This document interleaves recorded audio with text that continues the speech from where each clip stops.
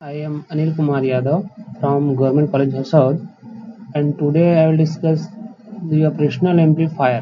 तो आज हम डिस्कस करने वाले हैं ऑपरेशनल एम्पलीफायर पर। सबसे पहले ऑपरेशनल एम्पलीफायर के ब्लॉक डायग्राम पर हम देख लेते हैं। तो स्टेप बाय स्टेप जो है हम इसका एनालाइज करते जाएंगे, डिस्कस करते जाएंगे। तो आइए स्टार्ट करते हैं अपना main topic, the operational amplifier. Block diagram of a typical operational amplifier denoted as operational amplifier is shown in figure 11. It is a direct coupled high gain amplifier constituting one or more stages of differential amplifier and can be used to amplify both DC and AC input signals. The various stages are: first stage, the input stage.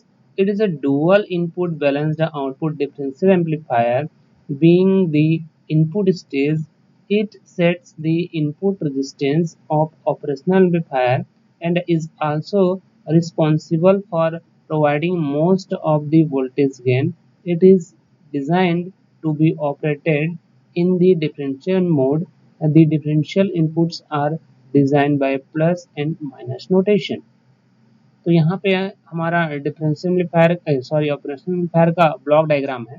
ठीक है, block diagram में जैसे कि हम जानते हैं कि इसमें हमारे पास फोर स्टेज है। ठीक है, और इसको हम और स्टेज आगे बढ़ा के ले सकते हैं ऑपरेशनल एम्पलीफायर के रूप में। ठीक है, लेकिन सबसे पहले स्टेज पर हम देखें तो यहाँ पे इनपुट स्टेज है। क्या है?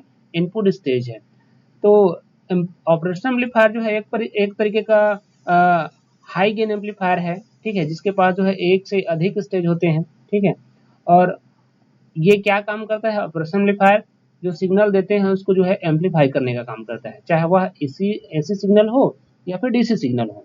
तो इस तरीके से जो है हम जो इनपुट सिग्नल देते हैं उसको एम्पलीफाई करके हमको देता है, तो यह ऑपरेशनल एम्पलीफायर कहलाता है। तो फर्स्ट स्टेज में हम देख रहे हैं, ठीक है, input stage. It is dual input balanced output differential amplifier. जो ऑपरेशनल एम्पलीफायर का ब्लॉक डायग्राम आप देख रहे हैं, इसमें जो फर्स्ट स्टेज है यह इनपुट स्टेज है, जो कि एक dual input balanced output differential amplifier की तरह है। ठीक है, इसको डुअल इनपुट बैलेंस्ड आउटपुट क्यों बोल रहे हैं? क्योंकि इसमें दो इनपुट है और ठीक है, दो आउटपुट उसी के रिस्पेक्ट में हम फाइंड कर सकते हैं। ठीक है, तो इस तरीके से dual input balanced output differential amplifier रहा। And being the input stage is set input resistance of operational amplifier and is also responsible for providing the most of the voltage gain। ठीक है, और यह जो है किसके लिए रिस्पॉन्सिबल है? दिए गए वोल्टेज गेन के लिए रिस्पॉन्सिबल है। And it is design be operated in the differential mode, और इसको इस हिसाब से डिजाइन किया जाता है कि यह डिफरेंशियल मोड गेन पर काम करे। हमने डिफरेंशियल एम्पलीफायर में पढ़ा था, एक कॉमन मोड गेन होता है, दूसरा क्या होता है? डिफरेंशियल मोड गेन होता है। तो यह इनपुट स्टेज जो है कॉमन मोड गेन की तरह काम ना करके कैसा काम करता है? डिफरेंशियल मोड गेन की तरह काम करता है। And differential inputs are design plus and minus terminal. ठीक है, तो यहाँ पे प्लस और माइनस टर्मिनल है हमारे पास। हम माइनस टर्मिनल को इन्वर्टिंग इनपुट के नाम से जानते हैं एंड प्लस टर्मिनल को नॉन इन्वर्टिंग इनपुट टर्मिनल के नाम से जानते हैं। इस तरीके से हमारा ये जो फर्स्ट इनपुट स्टेज है, ठीक है, जो कि dual input balanced output differential amplifier की तरह वर्क करेगा। ठीक है, इससे कनेक्टेड है हमारा इंटरमीडिएट स्टेज। ठीक है, क्या है? इंटरमीडिएट स्टेज, जिसको हम डायरेक्ट कपल भी कहते हैं, डायरेक्ट कपल स्टेज भी कहते हैं। इंटरमीडिएट स्टेज में आप जानेंगे कि जो डुअल इनपुट बैलेंस्ड आउटपुट हमारा एम्पलीफायर है, ठीक है, उससे कनेक्टेड है। तो जो इनपुट स्टेज का जो आउटपुट है वह इंटरमीडिएट स्टेज का इनपुट का जैसा काम करेगा, और आउटपुट में विद रिस्पेक्ट टू 1 मिलेगा। दैट मीन्स जो है डुअल इनपुट अनबैलेंस की तरह काम करेगा। यह उसके जैसा सिग्नल नहीं है, जैसे इसमें दो इनपुट सिग्नल, दो आउटपुट सिग्नल है। ठीक है, तो इसमें 2 इनपुट और 1 आउटपुट है, तो यहाँ पे कैसा काम करेगा? डुअल इनपुट अनबैलेंस्ड आउटपुट की तरह वर्क करेगा। ठीक है, डुअल इनपुट अनबैलेंस्ड की तरह वर्क करने वाला है। अब उसके बाद है थर्ड हमारे पास है लेवल शिफ्टिंग स्टेज। ठीक है, थर्ड हमारे पास क्या है? लेवल शिफ्टिंग स्टेज है। तो लेवल शिफ्टिंग स्टेज में आप देख रहे हैं कि it is basically an emitter follower using the constant current source. तो हमने पढ़ा था कांस्टेंट करंट जो बायस पढ़ा था, ठीक यह वैसा ही है। यानी कि इसमें जो इंटरमीडिएट स्टेज में जो कमी रहता है, ठीक है, उसको पूरा यह करता है लेवल शिफ्टिंग स्टेज, और जो है करंट को है कांस्टेंट बना सकता है, और आगे जो है हमको क्या करता है, शिफ्ट करता है, इसलिए इसको हम क्या करते हैं, लेवल शिफ्टिंग स्टेज भी कहते हैं।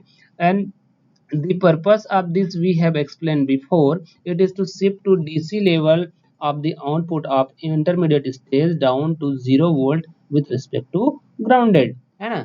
आप intermediate stage and level shifting stage में देख रहे हैं कि ये जो तीनों स्टेज हैं, ठीक है, intermediate stage, level shifting stage and output stage, हर एक स्टेज जो है विद रिस्पेक्ट टू कैसे मेजर किया जा रहा है, with respect to grounded measure किया जा रहा है। तो ये जो लेवल शिफ्टिंग स्टेज है, ये हमारा कांस्टेंट करंट बायस सोर्स की तरह वर्क करता है, और जो है एमिटर फॉलोअर ही है, क्योंकि कांस्टेंट करंट बायस सोर्स में हमने देखा था कि एमिटर फॉलोअर की तरह पहले उस पर जो है ऑपरेशन चलाया जाता है, जिसके हिसाब से जो हमारा करंट है वह कांस्टेंट हो जाता है, जिसको हम यहाँ इंटरमीडिएट स्टेज से कहाँ जाने का काम करेंगे, आउटपुट स्टेज में जो है भेजने का काम करेंगे। Output stage it is push pull amplifier, push pull complementary amplifier, या फिर सीधा सीधा कह सकते हैं कि push pull amplifier output stage employed to increase the output voltage swing and rises the current supplying capability of operational amplifier। अब जो आपका आउटपुट स्टेज है, वह आउटपुट स्टेज एक कॉम्प्लीमेंट्री ऑपरेशनल एम्पलीफायर की तरह है। कैसा है, कॉम्प्लीमेंट्री ऑपरेशनल एम्पलीफायर की तरह है, मतलब आपको जो यहाँ पे इनपुट हम सिग्नल अप्लाई करते हैं, आपको जो इनपुट सिग्नल यहाँ पे अप्लाई करना है, तो with their 180 degree phase change यहाँ पे मिलेगा आउटपुट स्टेज में, ठीक है। And applied to the increase the output voltage swing and rise the current applying supplying capability of operational amplifier. तो इस तरीके से हमारे पास यहाँ पे 4 स्टेज है, एक इनपुट स्टेज है, दूसरा इंटरमीडिएट स्टेज है, तीसरा लेवल शिफ्टिंग स्टेज है, चौथा आउटपुट स्टेज है। मैं फिर से एक बार रिपीट कर देता हूँ, इनपुट स्टेज यानी कि जो सिग्नल आप अप्लाई करने वाले हैं इनपुट टर्मिनल पे, ठीक है, और यह डुअल इनपुट बैलेंस आउटपुट तरह वर्क करता है। तो इस तरीके से एक में प्लस और एक में माइनस, जो हम माइनस को जो है इन्वर्टिंग इनपुट के नाम से जानते हैं और प्लस को नॉन इन्वर्टिंग इनपुट की तरह जानते हैं। इस तरीके से जो हमारा इनपुट स्टेज रहता है वह डुअल इनपुट बैलेंस आउटपुट की तरह वर्क करता है। उसके बाद जो इंटरमीडिएट स्टेज होता है, जिसको हम डायरेक्ट कपल के नाम से जानते हैं, ठीक है, वह डुअल इनपुट अनबैलेंस की तरह वर्क करता है and measure with respect to grounded, ठीक है। तो इंटरमीडिएट स्टेज क्या करता है कि सीधा सीधा जो है हम डिफरेंशियल एम्पलीफायर जो देते हैं, यानी कि डुअल इनपुट सिंगल इंडेड रहता है, ठीक है, वह डिफरेंशियल एम्पलीफायर क्या करता है, जो इनपुट स्टेज का जो आउटपुट रहता है उसको अपना इनपुट बनाता है और क्या करता है, अपना सिग्नल जो है लेवल शिफ्टिंग को भेजता है। अब यहाँ पे जो लेवल शिफ्टिंग स्टेज रहता है नंबर 3 स्टेज, वो क्या करता है, वो कांस्टेंट करंट बायस सोर्स की तरह वो करता है, एमिटर फॉलोअर के जैसा है, जो कि आगे जो है हमको लेवल को शिफ्ट करके कहाँ देता है, आउटपुट स्टेज में देता है। और आउटपुट स्टेज जो है आपका कैसा है, वह एक पुश पुल एम्पलीफायर की तरह है, जो कि आपको इनपुट में जो आपने सिग्नल अप्लाई किया हुआ है उसको आउटपुट में वह 180 डिग्री फेज चेंज करके आपको देगा। इस तरीके से हमारा 4 स्टेज है, dual input balanced output sorry block diagram of operational amplifier में हमने देखा कि ऑपरेशनल एम्पलीफायर के 4 स्टेज होते हैं। अब उसके बाद इसका सिंबल देख लीजिए, यहाँ पे यह सिंबल है आपका, ठीक है, systematic symbol of operational amplifier. तो सिंबल में आप देख रहे हैं कि dual input have been mark terminals plus and minus, and the plus input terminal is the non-inverting input and the AC signals are DC voltage feedback to this terminal plus input non-terminal and produce an in phase, that means same polarity, and signal at the output, and the minus input is the inverting input terminal and AC signal or DC voltage feedback to the terminal minus, then produces an 180 degree out of phase, that means the opposite polarity, and the signal at the output। तो यहाँ पे आप देख रहे हैं differential operational amplifier का symbol. Symbol में आप देख रहे हैं एक प्लस वाला टर्मिनल है, एक प्लस वाला टर्मिनल है और एक क्या है, माइनस वाला टर्मिनल है।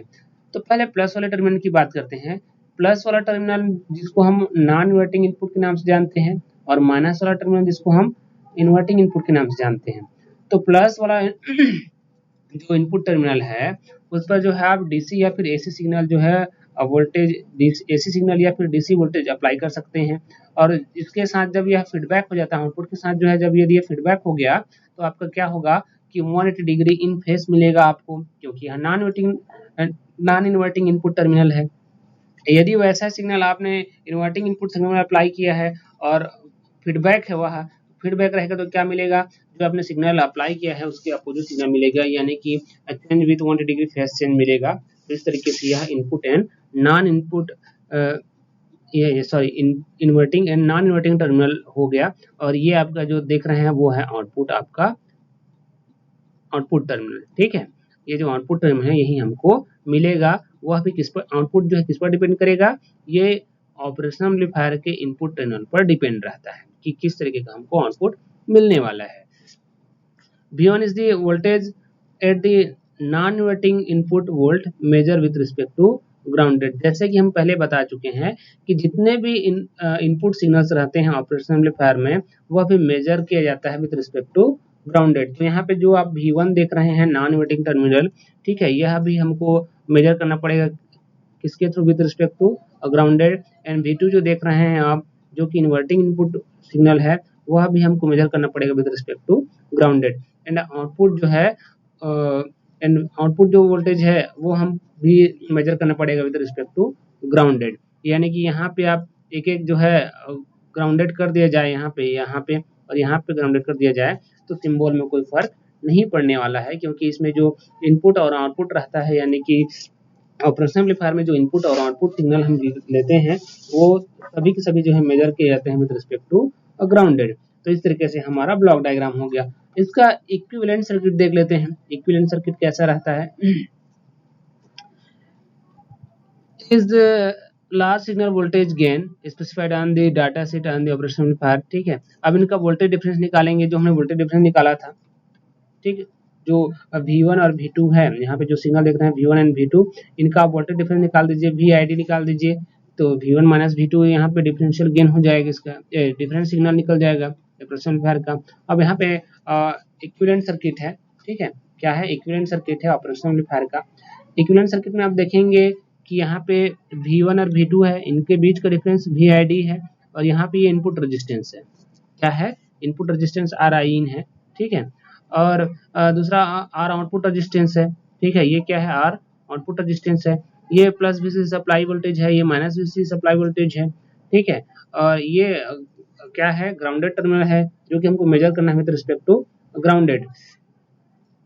ठीक है, तो इस तरीके से वो हमारा इक्विवेलेंट सर्किट था। अब उसके बाद आइडियल वोल्टेज ट्रांसफर कर्व की बात कर लें। यहाँ पे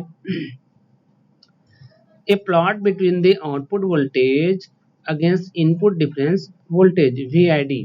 ठीक है, तो जो हम इसका ट्रांसफर कैरेक्टरिस्टिक कर्व जो लेते हैं वह डिफरेंशियल एम्पलीफायर में किसके किसके बीच लेते हैं, किसके आउटपुट वोल्टेज के बीच में, एंड जो डिफरेंशियल हमने वोल्टेज निकाला है उसके बीच में लेते हैं। ठीक है, जो हमने डिफरेंस निकाला हुआ है दो इनपुट वोल्टेज का, उसके बीच में लेते हैं।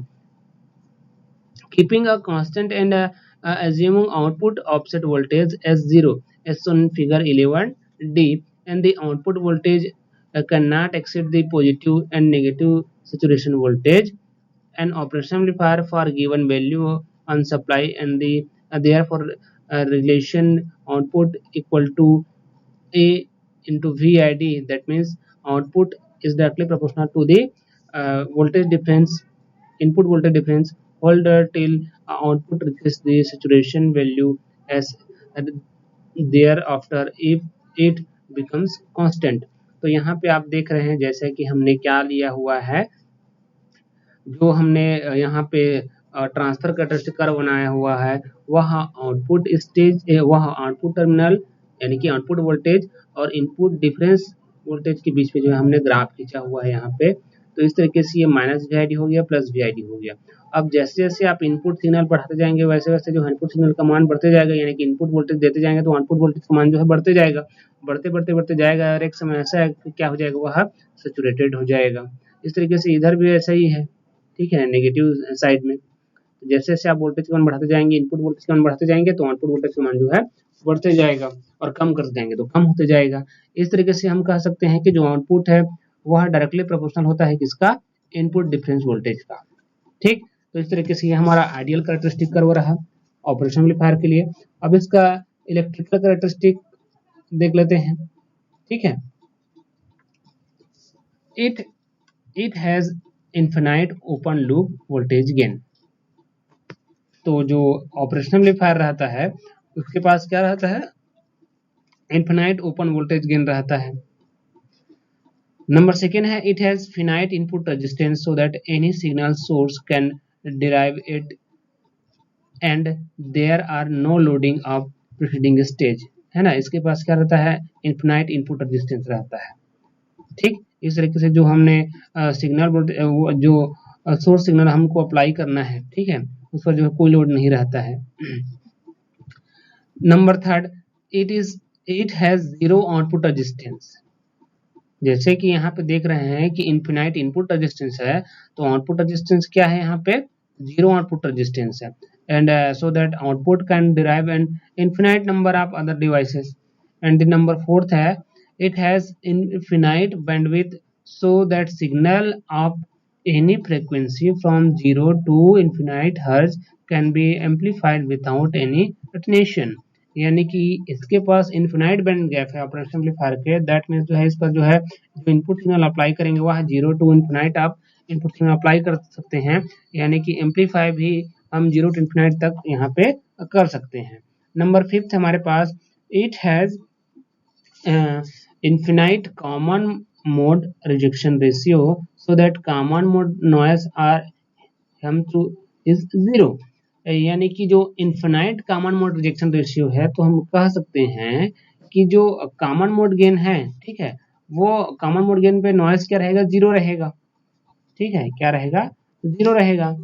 तभी तो हमको क्या मिलेगा, CMR का वैल्यू जो है ज्यादा मिलेगा, इन्फिनाइट मिलेगा, क्योंकि CMR इक्वल टू क्या होता है, CMR equal to differential mode gain upon common mode gain होता है। तो उसके लिए CMR का वैल्यू अधिक होना चाहिए, तो क्या करना पड़ेगा आपको, जो कॉमन मोड गेन है उसको कम रखना पड़ेगा या फिर जीरो रखना पड़ेगा। तो जीरो रखेंगे तो क्या हो जाएगा, वह इन्फिनाइट हो जाएगा। It has infinite slew rate, ठीक है, स्लीव रेट भी क्या होता है इसका, इन्फिनाइट होता है, यानी कि no time is required for output voltage change to occur with the input voltage changes, they are simultaneous. यानी कि जैसे आप इनपुट सिग्नल अप्लाई करते हैं तुरंत आपको वैसे ही आउटपुट सिग्नल जो है मिल जाता है। तो इस तरीके से इसका इन्फिनाइट स्लीव रेट होता है। These are characteristics of an ideal operational amplifier. These ideal characteristics are not fully present in practical operational amplifier, which do have some DC output voltage called the output offset voltage। ठीक है, तो आपने देखा कि जो ideal characteristic है वो पूरी तरीके से जो है प्रैक्टिकल एम्पलीफायर में नहीं रहता है, यानी प्रैक्टिकल एम्पलीफायर थोड़ा सा डिफरेंट रहता है। And which do have some DC output voltage, ठीक है, जिसके पास जो है डीसी वोल्टेज रहता है, एंड कॉल्ड जिसको हम क्या बोलते हैं, आउटपुट ऑफसेट वोल्टेज बोलते हैं। इवन तो the both input terminal plus and minus with respect to measure are grounded, and such are output voltage is an error voltage and is therefore undesirable। However, we list here some characteristic of practical operational amplifier। These values can be closely reached of by practical operational amplifier on using negative feedback arrangement and closed loop configuration। तो यहाँ पे हम आपको practical operational amplifier के कुछ feature यहाँ पे show कर रहे हैं, ठीक है, जो कि थोड़ा सा जो है अभी जो हमने ऑपरेशनल एम्पलीफायर पढ़ा उससे थोड़ा डिफरेंस रहेगा। जैसे कि ओपन लूप जब वोल्टेज गेन पढ़ेंगे तो उसमें ओपन लूप वोल्टेज गेन आपको कितना मिल जाएगा, 10 टू द पावर 4 से 10 टू द पावर 10 तक मिल जाएगा। इनपुट रेजिस्टेंस कितना मिल जाएगा, जैसे कि बीजीटी आप यूज कर रहे हैं ऑपरेशनल एम्पलीफायर में तो 10 टू द पावर 8 ओम तक मिलेगा। यदि उसमें एफईटी यूज कर रहे हैं तो 10 टू द पावर 12 ओम तक मिल जाएगा। आउटपुट रेजिस्टेंस क्या मिल जाएगा आपको, ओपन लूप देखेंगे तो 1 किलो ओम तक मिल जाएगा, क्लोज लूप में देखेंगे तो 1 किलो ओम से 1 ओम से कम मिलेगा। अब बैंडविड्थ देखेंगे, ओपन लूप में आपको बैंडविड्थ जो है 100 हर्ट्ज तक का मिल जाएगा, क्लोज लूप में क्या हो जाएगा 100 मेगाहर्ट्ज तक मिल जाएगा। And common mode rejection ratio निकालेंगे उसका, ठीक है, प्रैक्टिकल ऑपरेशन एम्पलीफायर की बात हो रही है यहाँ पे, तो उसका आप कॉमन मोड रिजेक्शन रेशियो निकालेंगे तो वह आपको मिल जाएगा 10 टू द पावर 4 से 10 टू द पावर 8 तक मिल जाएगा। इस तरीके से ये जो हमने लास्ट में टेबुलेशन देखा ये प्रैक्टिकल ऑपरेशन एम्पलीफायर का है। जब आगे हम पढ़ते जाएंगे ऑपरेशन एम्पलीफायर तो हमको समझ में आते जाएगा, ठीक है, कि क्या-क्या इसके फीचर्स हैं और कैसे-कैसे काम करता है, कैसे-कैसे वर्क करता है। तो इस तरीके से आज हमने अब बेसिक ऑपरेशनल एम्पलीफायर के बारे में जाना, ठीक है? बेसिकली जाना कि ऑपरेशनल एम्पलीफायर होता क्या है, ठीक है? तो आगे हम नेक्स्ट लेक्चर के साथ आपको फिर से मिलेंगे। तब तक के लिए थैंक यू।